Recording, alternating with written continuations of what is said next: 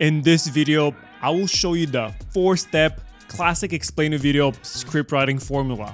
And don't take this the wrong way, it's not called classic because it's outdated or anything like that. It's actually so good that almost all great explainer videos out there use some form or variation of this formula. And if you're not aware of this or are not using the simple steps, you're just missing out on a lot of video engagement. Because there's actually a method to the madness, and if you don't follow it, most people will just stop watching your video because you're just not taking them through the correct steps of their journey. I'm Edward Stinger from the Explainer Company, and this is our YouTube series on explainer videos.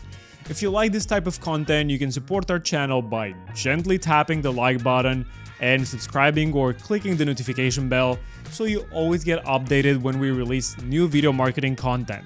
So let's get straight to it.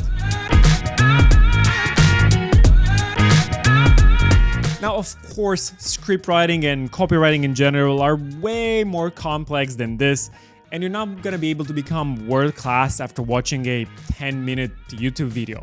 The point of this classic explainer video script formula is to give you an introduction and a framework that you can use to get started. Think of it as a crash course that will make your video scripts better than most videos out there. Alright, so basically, all great explainer videos can be boiled down to those 4 simple steps. Step number 1, the problem. Here's where you introduce the problem and you show that you know what the viewers are going through. Step number 2, the solution. This is where you introduce your product or service as the magic solution. Step number 3, how it works. People are not just going to blindly trust you that you can help them. You need to demonstrate how you're going to address their problem and solve it for them. And last but not least is step number 4, the call to action. Tell the viewer what to do next. Do you think you can follow that as well? Alright, let's dive a little bit deeper into each one. Step number 1, the problem. I would argue that this is probably the most important part of the video. The reason for that is that people don't usually buy something to seek pleasure, they do it to avoid pain. Because pain is the greatest motivator. It's pretty silly, but that's how it works.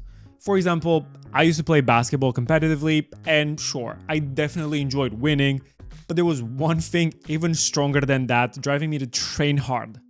I absolutely hated losing.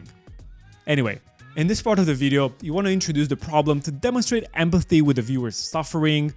And what this does is it makes the viewer relate to the problem and say, oh, that's exactly my problem, or that's exactly what I'm going through right now. How did you know? Of course, all of this is subconscious, but this way they feel compelled to keep watching your video because now the video is about them, because they want to stop having that problem. It's simple.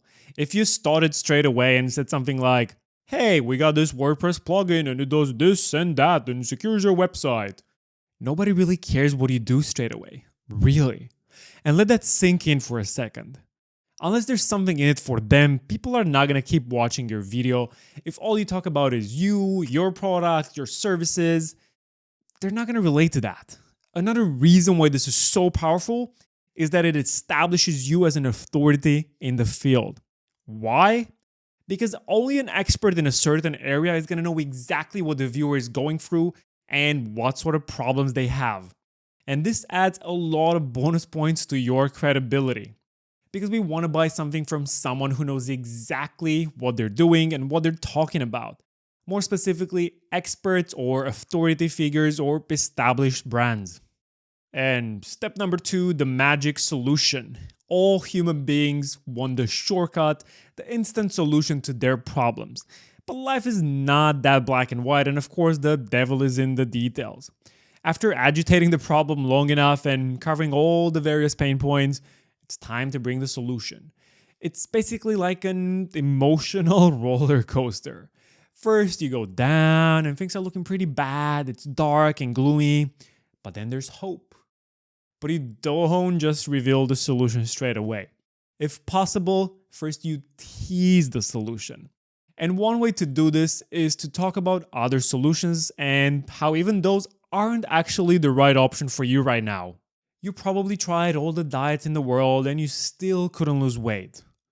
But what if there was a simple solution where you didn't have to count calories or stay away from your favorite foods?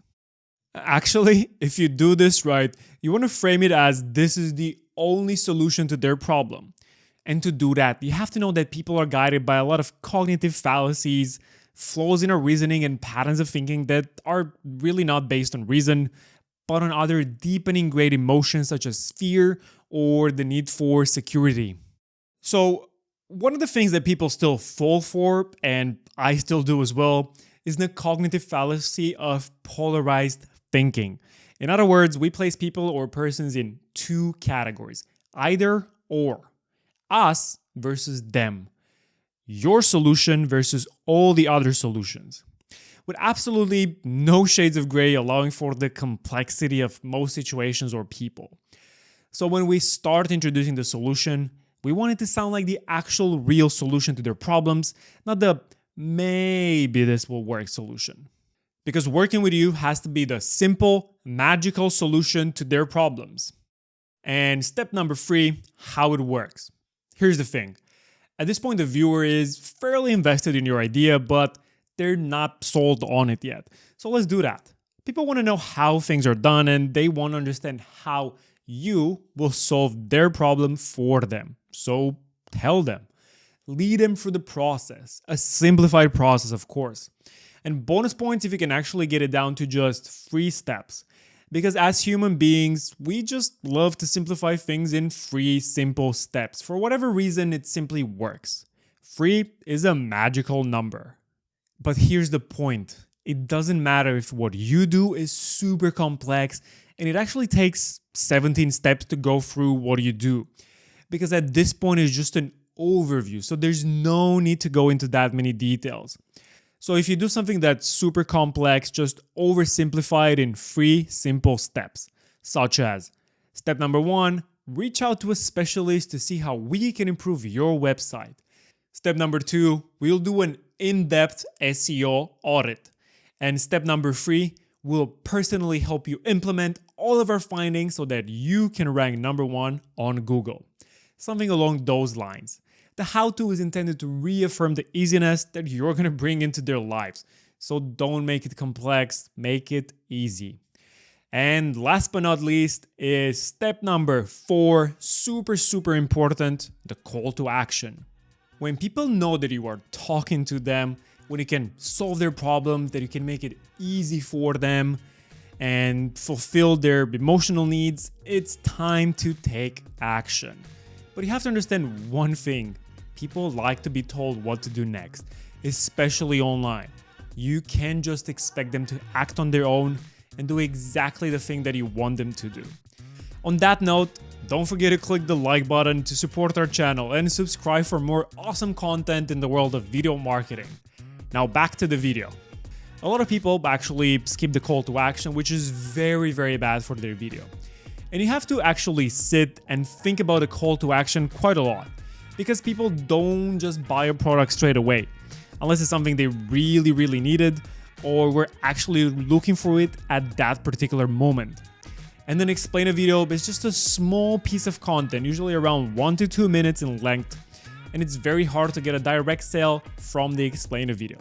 So a hard call to action such as buy now is unlikely to work, because an explainer video is there to create some awareness, build some interest for the viewer to spend more time finding out more about your product, your company, in order to reach a buying decision. Because just like closing a sale in real life, an explainer video is just the first part of the interaction.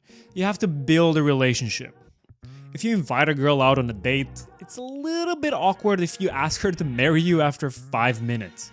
When you invite them to schedule a free demo, read more on your website, download a white paper, or start a free trial, they will trust you more. Because you're not instantly trying to sell them, you're just providing value. Alright, I hope you found this video useful. It's a very good foundation for your next explainer video script, and it's a classic formula that you simply cannot go wrong with. And here's our call to action for the end of this YouTube video. Actually, 2 things, depending on where you want to go next.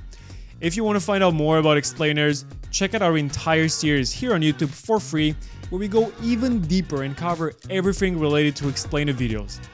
And if you want to get an awesome explainer video for your company to stand out from all the noise, produced by an experienced and professional team with over 10 years in the industry and more than 400 videos produced for companies all over the world, then visit our website, check out our portfolio, and get in touch. Link in the description.